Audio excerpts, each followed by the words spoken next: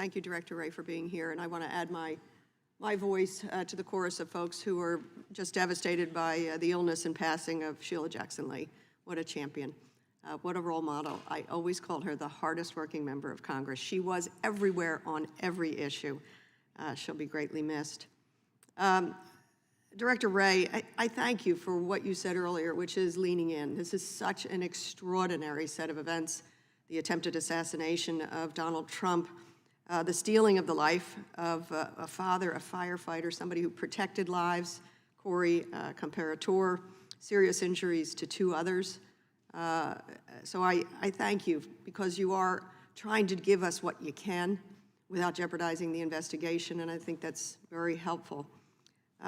Did the shooter also investigate other high-profile folks? We had heard some reporting around that early on. Well, you say investigate other folks. I think this is a place where we still have a lot more work to do. Part of what we did find was a bunch of cached images of a variety of public figures. But again, cached images are those images that you get when you pull up a news story from any number of news sites. If there are photographs in the article, those images are automatically put into the cache on your computer. So it doesn't necessarily mean that you were searching for that person's image. We do have the fact that starting around, at the least around the period early July, so the search that I just mentioned related to Oswald and Kennedy, that's about July 6th, which is the same day we believe that he registered for the rally. And the day before, he traveled to the grounds for the first time. And so I think there is a certain amount of searches related to former President Trump that during that period we're seeing, consistent with some kind of planning or reconnaissance, if you want to call it that, in advance of the rally. But that's sort of confined to that, or concentrated, maybe is a better word, in that shooting. Can you speak to the conveyance of the gun? So this is a 20-year-old young man. His father owned the gun originally, AR-15, am I correct? AR style, yeah, AR style. 20-year-old man. When did the father sell the gun to him? And what documents do you have? How much money transpired? What date was it? Yeah, I do know that, I know, we believe, based on what we've seen, that his father, after purchasing the gun legally, sold the gun to his son. I don't know that I have the date of that transfer or the amount of the transfer, although we may be able to get that to you as a file. I just don't have it in front of me. Do you know when the father bought it? We know. I don't, as I'm sitting here testifying in front of you, I don't have that in front of me, so I don't have it at my fingertips. I'm just wondering if it's proximate to this event. I do not believe that the gun was purchased, that is the gun that was used.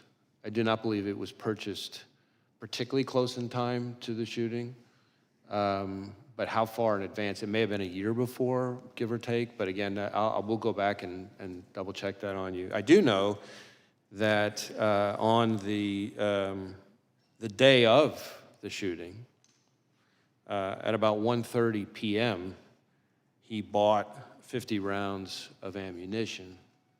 So if you think about the day of, or if you back up a little bit, so the day before he goes to the shooting range, the day of he goes to the grounds the morning of the event for, I think, around an hour. He buys the ammunition at around 1:30. At around 3:50 is when he's back on the grounds of the rally, and that's when he used the drone that I've talked about already today. And then, of course, fast forward till just after 6 o'clock when the worst happened. And we had thought maybe over the weekend there was a conversation around a classified briefing for members. I hope that will happen as soon as it's feasible for you and for the other agencies involved. And he got off 8 shots, and the reporting is that that was in under 6 seconds. He got off 8 shots, fatal to 1. My question that I'll leave you with, and I know I'm over time, Mr. Chairman, is we all decry political violence. We decry any violence, but we decry the rise in political violence. What can you tell us that we could do better? What do you need for you to be able to help this country reduce the political violence tendencies?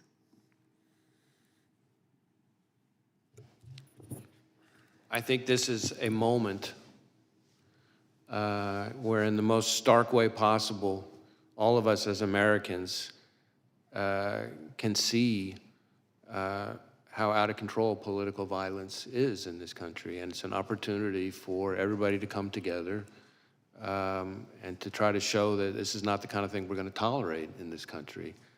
The FBI's role is to focus on violence and threats of violence.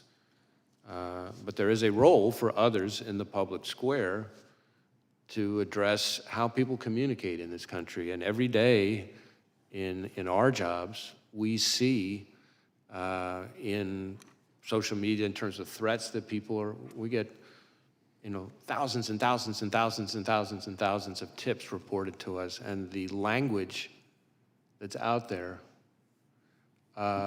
is just mind-bogglingly hateful and violent sounding.